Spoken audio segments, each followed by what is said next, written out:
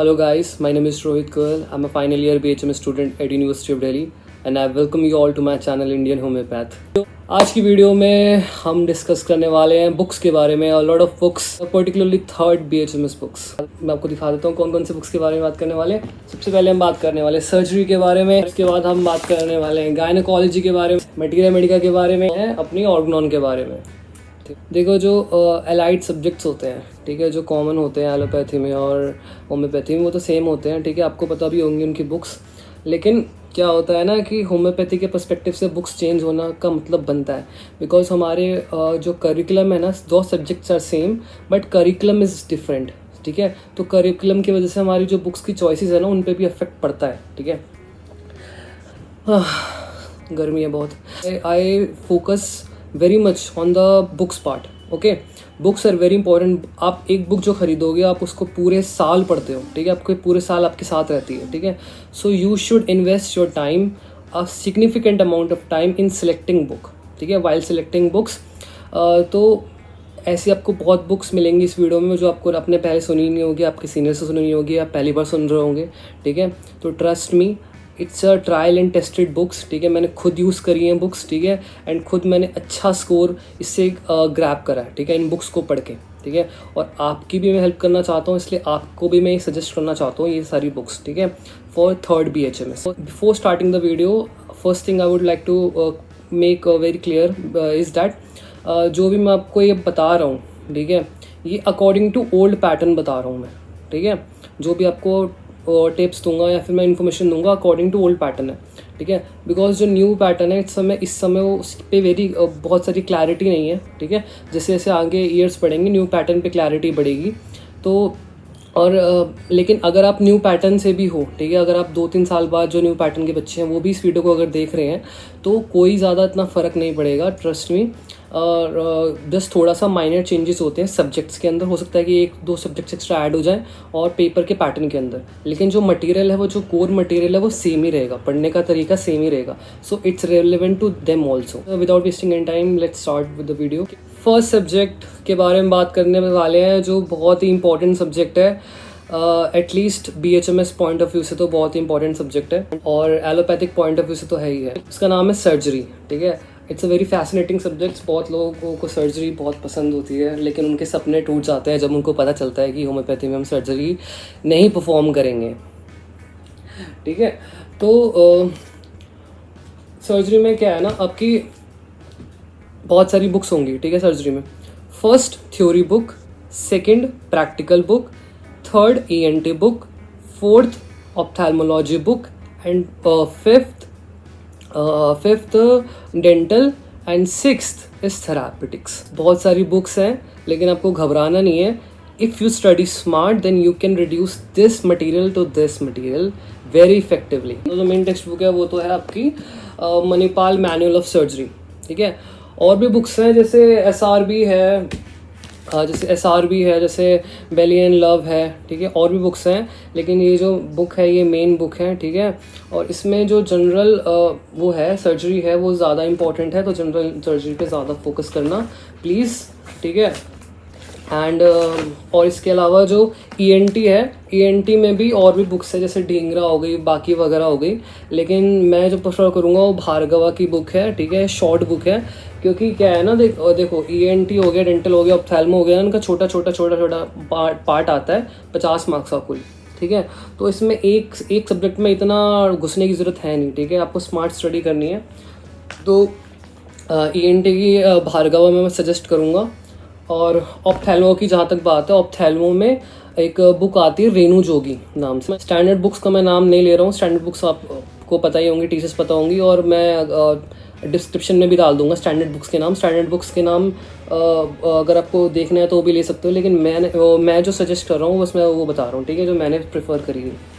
तो ये भार्गवा है, भार्गवा ENT डिजीज़. ठीक है, इसको ये बहुत शॉर्ट है, क्रिस्प है. ठीक है, जितनी इन्फॉर्मेशन चाहिए पेपर में लिखने के लिए उतनी है, समझ भी आ जाएगा आपको, कोई टेंशन नहीं है. ठीक है, ऑप्थेल्मोलॉजी की यार मैंने बुक नहीं ली थी ऑप्थेल्मोलॉजी की, मैंने I read that on my iPad. तो ऑप्थेल्मोलॉजी की बुक मैंने iPad से प्रेफर करी थी.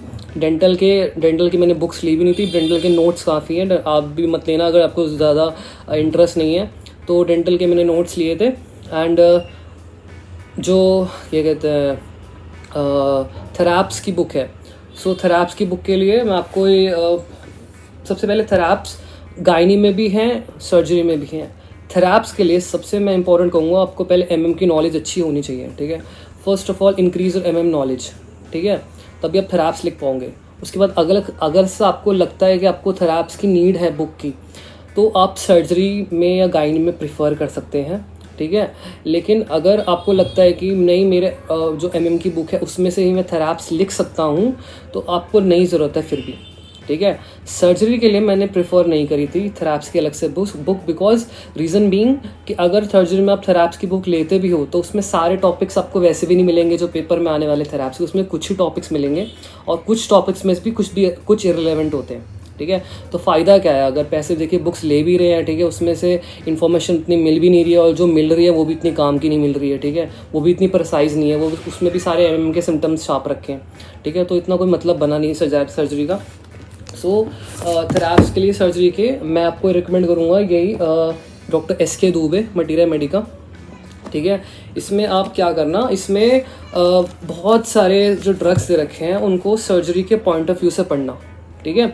सर्जरी में जो भी टॉपिक्स हैं वो टॉपिक्स के पॉइंट ऑफ व्यू से इन थेराप्स को पढ़ना, और उन डिजीज़ के बारे में जो डिस्क्रिप्शन है, जो भी सिम्टम्स है रेमेडीज़ में, वो पर्टिकुलरली देखना जो आपके 10 ईयर में या क्वेश्चन पेपर्स में आते हैं। तो हमने कर ली सर्जरी के बाद, अब हम बढ़ते हैं गायनोकोलॉजी के बारे में। Second is gynaecology. अब गायनोकोलॉजी का ये सीन है यार, जो लड़के होते हैं, हो सकता है ये मेरे को प्रॉब्लम थी शुरुआत में, जो लड़के होते हैं उनको गायनोकोलॉजी सब्जेक्ट से रिलेट करने में थोड़ा सा प्रॉब्लम होता है। सो अगर आपकी कोई फीमेल फ्रेंड है या फिर अगर आपको थोड़ा सा इमेजिनेशन ज़्यादा है तो आप गायनोकोलॉजी कर सकते हो, ठीक है, कोई इतना डरने वाली बात नहीं है, गायनोकोलॉजी कर सकते हो। अब गायनोकोलॉजी में हमारे पास 2 पार्ट होते हैं, एक ऑब्स्टेट्रिक्स, एक gynaecology. Gynaecology means related to women diseases and obstetrics means related to pregnancy and child health care वगैरह वगैरह, ठीक है। गायनोकोलॉजी में ना मैंने 2 बुक प्रेफर करी थी, ठीक है। गायनोकोलॉजी की फर्स्ट बात कर रहे हैं, ऑब्स्टेट्रिक्स की भी बात करेंगे। गायनोकोलॉजी में मैंने 2 बुक प्रेफर करी थी, जो स्टैंडर्ड बुक्स होती है जैसे शॉज वगैरह हो गई या फिर दत्ता हो गई, वो मैंने प्रेफर नहीं करी थी गायनोकोलॉजी में। मैंने प्रेफर करी थी, एक है लक्ष्मी सहस्त्राद्री, ठीक है, एक लक्ष्मी सहस्त्राद्री है, और एक है ये दिवेश ND, ठीक है, obstetrics and gynaecology Divesh ND। इसमें ऑब्स्टेट्रिक और गायनोकोलॉजी दोनों के सेगमेंट है और दोनों के नोट्स पॉइंट ऑफ व्यू में एक वो दे रखे हैं, टॉपिक्स दे रखे हैं, ठीक है। And these books are very good books. I just trust me and read it once. These books are very good books. सबको नहीं पता होती है बुक्स, ठीक है, और मैं बहुत मुश्किल से ढूंढ के निकालता हूँ ऐसी books. So please prefer these books, ठीक है। इसमें देखो आप, इसमें डायग्राम्स ना सारे विद पॉइंट पे, हर पॉइंट पे एक टॉपिक दे रखा है, ठीक है। तो आपको एग्ज़ाम में लिखने के लिए बहुत मदद करेगी ये वाली बुक और ये वाली बुक दोनों, ठीक है, दोनों। इसमें भी डेफिनेशंस, अंडरस्टैंडिंग, ठीक है, जो भी आपको चाहिए समझने के लिए टॉपिक, वो सब कुछ दिया हुआ है। शॉज की तरह बिल्कुल डिटेल में नहीं दिया हुआ कि आपको हर चीज़ जानने की ज़रूरत है, आप MD नहीं कर रहे हो, ठीक है, आपको हर चीज़ जानने की ज़रूरत नहीं है, ठीक है। और ऑब्स्टेट्रिक्स में मैंने ऑब्स्टेट्रिक्स में भी मैंने 2 बुक प्रेफर करी थी। पहली तो मैंने यही प्रेफर करी थी सबसे ज़्यादा, ऑब्स्टेट्रिक्स में जो दिवेश ND सर के जो नोट्स हैं, ठीक है, ये प्रेफर करी थी। उसके बाद जो हमारी स्टैंडर्ड बुक है दत्ता ऑब्स्टेट्रिक्स की, वो मैंने प्रेफर करी थी, मैंने सेकेंड हैंड ले ली थी, तो आप भी सेकेंड हैंड ले लेना, या फिर अगर आपको डिजिटल पढ़ना है तो डिजिटल पढ़ सकते हो। ऑब्स्टेट्रिक्स में यार थोड़ा सा क्या होता है कि कैलकुलेशंस, डेट्स वगैरह होती हैं कि इतने मंथ्स, इतने डेट्स, इतने रेगुलर, ठीक है, सब कुछ कैलकुलेट करना होता है, ठीक है, EDD वगैरह सारे जो मंथ्स है, ट्राइमेस्टर्स हैं, ठीक है, तो थोड़ा कैलकुलेशन वाला पार्ट ज़्यादा होता है। गायनोकोलॉजी में क्या होता है, थोड़ा गायनोकोलॉजी आपको प्रॉब्लम नहीं होगी पढ़ने में, बिकॉज गायनोकोलॉजी में डिजीज़ ही होते हैं, ठीक है। पहले आप पैथोलॉजी में भी डिजीज़ पढ़ रहे थे, अभी भी आप गायनोकोलॉजी में भी डिजीज़ पढ़ रहे हो, सर्जरी में भी डिजीज़ पढ़ोगे, तो डिजीज़ पढ़ने का तरीका आपको सेम ही है, बस जो जहाँ पर हो रहा है वो डिजीज़, वो अलग पार्ट है, ठीक है। तो और ऑब्स्टेट्रिक्स में थोड़ा सा हो सकता है आपको मुश्किल है, क्योंकि ऑब्स्टेट्रिक्स में अगर आप एक कंडीशन के बारे में पढ़ोगे, जैसे कि आपने एक कंडीशन के बारे में पढ़ा, malposition, malpresentation and cord prolapse, ठीक है। तो इसमें आपके बहुत सारे कॉजेज़ आ सकते हैं, बहुत सारे क्या कहते हैं वो आ सकते हैं, ट्रीटमेंट ऑप्शंस आ सकते हैं, बहुत सारे कॉम्प्लिकेशंस आ सकते हैं, ठीक है। तो उसमें लिस्ट बहुत लंबी है, तो किस तरह से याद रखना, किस तरह से आपको एग्ज़ाम में लिखना, वो एक ट्रिक है, क्योंकि ब्लाइंडली जाओगे तो फिर कुछ नहीं कर पाओगे। हाँ, थेरेपेटिक्स में मैंने बुक ली थी डॉक्टर केदारनाथ नायक की, ऑब्स्ट्रक्टिस एंड गायनोकोलॉजी की। एक और बुक आती है, वो भी आप प्रेफर कर सकते हो, मैं डिस्क्रिप्शन में मेंशन कर दूंगा, लेकिन मेरे को ये अच्छी लगी थी, ठीक है, केदारनाथ नायक की। क्योंकि क्या था कि थेरेपेटिक्स मैंने एमएम की बुक से पढ़ ली थी, और इसके लिए मैंने अलग से बुक इसलिए ली थी क्योंकि मेरे पास टाइम नहीं था कि मैं एमएम की बुक में से फीमेल सिम्टम्स छाट सकूं उस टाइम पे, पेपर्स के टाइम पे। तो और क्या कहते हैं, उसमें फ़ीमेल सिम्टम्स इतने मिलते भी नहीं हैं, ठीक है। और मैं कन्फ्यूजन भी क्रिएट नहीं करना चाहता था कि एक ही बुक में मैं सर्जरी की भी थेरेप्स पढ़ रहा हूँ, फीमेल की भी थेरेप्स पढ़ रहा हूँ, तो इसलिए मैंने थेरेप्स का अलग ही कर दिया, मैंने अलग से बुक ले ली, ठीक है। और इससे भी मैंने पढ़ा जल्दी से, और थोड़ा बहुत मैंने उसके एमएम की बुक से भी पढ़ा थेरेप्स की, ठीक है। थेरेप्स पढ़ने का भी तरीका होता है कि आपको डिजीज़ के बारे में पता होना चाहिए, आपको एमएम की नॉलेज भी होना चाहिए, ठीक है। और जो मेन सिम्टम्स हैं थेरेप्स में, 2 तरह के सिम्टम्स होते हैं, एक रेमेडी के मेन सिम्टम्स और एक रिलेटेड टू डैट कंडीशन, ठीक है। तो मेन सिम्टम्स भी पता कर लेना, रिलेटेड टू डैट कंडीशन भी पता कर लेना। एमएम की जहाँ तक बात है, एमएम की देखो यार, एमएम की मैंने वीडियो बनाई, सेकेंड ईयर की मैंने वीडियो बनाई थी बुक्स की। उसमें जो एमएम की बुक्स थी, उसमें जो ऑर्गनॉन की बुक्स थी, बुक्स वो सेम है, ठीक है। अगर आपने नहीं देखी है बुक, ठीक है, एमएम की, सेकेंड ईयर बुक्स की, तो I will mention that in I card, और वो आप क्लिक करके ऊपर देख लेना, ठीक है। यहाँ पर आएगी वीडियो, तो क्लिक करके देख लेना। तो एमएम की मैं एक जस्ट क्विक ओवरव्यू दे देता हूँ उस वीडियो में, बाकी आप डिटेल में अगर जानना है तो आप सेकेंड ईयर की वीडियो देख सकते हो।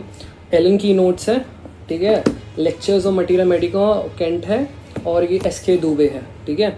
और थोड़ा सा जितना आपने सेकेंड ईयर में पढ़ा था उससे ज़्यादा डिटेल में पढ़ना है, आप ज़्यादा रेमेडी है, ज़्यादा डिटेल में पढ़ना है, ठीक है, ज़्यादा डिटेल में पूछेंगे आपसे, ठीक है। और पूछने का तो यार हर किसी का यूनिवर्सिटी का अलग तरीका होता है, तो अब यूनिवर्सिटी टू यूनिवर्सिटी डिफर करता है, वो मैं उसमें कुछ आपकी हेल्प कर नहीं सकता, आपके सीनियर से आपको पूछना पड़ेगा। सो कैंट स्टैंडर्ड बुक है आपको कॉन्सेप्ट बिल्डिंग के लिए, इसके दुबे एग्जाम के लिए है, और एलन की नोट्स क्विक रेफरेंस के लिए है, ठीक है। Last but not the least, Organon में आपको एक मैं चीज़ बताना चाहता हूँ, ठीक है।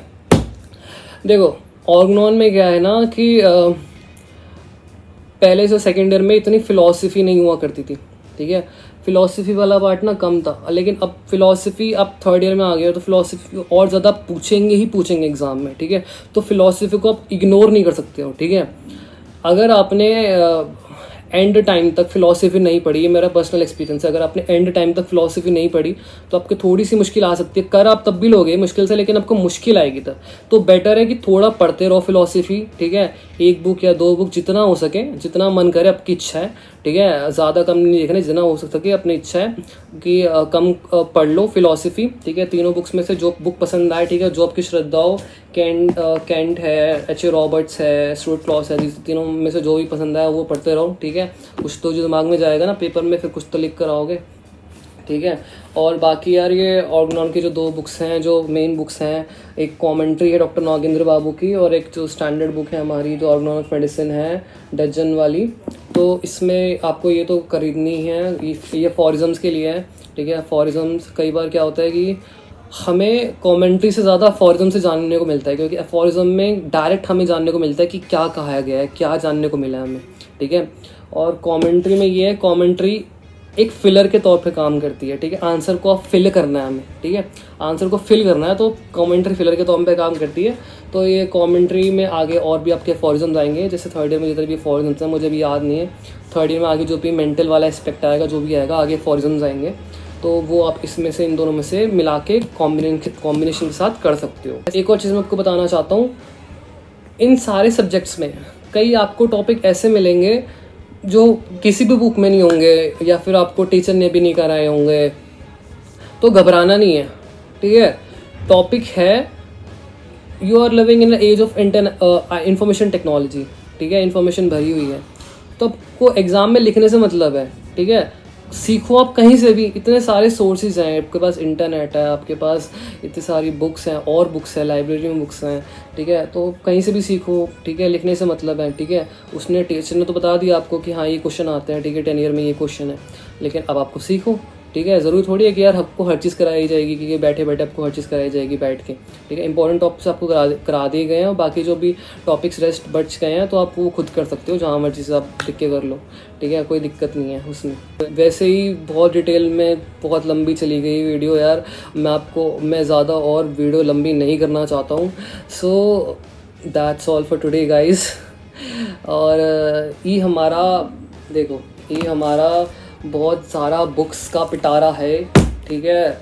ये आपको बुक्स पढ़नी है, ठीक है, इतनी सारी बुक्स पढ़नी है, ठीक है। ये लो, ये हमारा बुक्स का ख़जाना है, मैं ही ढक गया हूँ बुक्स से, ठीक है। तो इतनी सारी बुक्स आपको पढ़नी है, तो कोई टेंशन वाली बात नहीं है दोस्त, ठीक है।